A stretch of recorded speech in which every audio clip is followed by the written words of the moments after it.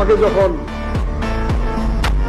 MP nomination দিল, দেশনেত্রী বেগম খালেদা জিয়া বললেন যে ব্যারিস্টার সালাম তালুকদারের কথায় যে বাক স্বীকার করতে হবে, আমাকে বাক স্বীকার করতে হলে কেরানীগঞ্জে আমানকে লাগবে।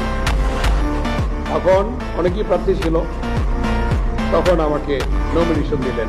আমি বললাম যে আমি এখন করবো না, আরো 5 বছর পরে করবো। তখন আমি মাত্র 6 মাস ডাকছি ভিপি, 7 মাস 8 মাস হয়েছে, তখন ছাত্রদের কনভেনার হয়েছি আমি ছাত্র অবস্থায়।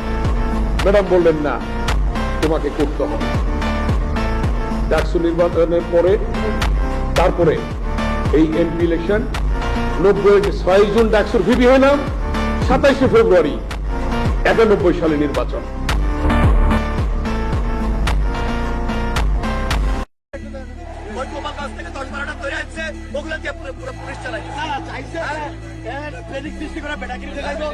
আমরা ডিউটিতে ছিলাম, বিশাল কিছু করে বলেছি বিএনপি অফিসার ভালো বানাইতে পারবেন না, বিএনপি আবার পাওয়ার আসবে।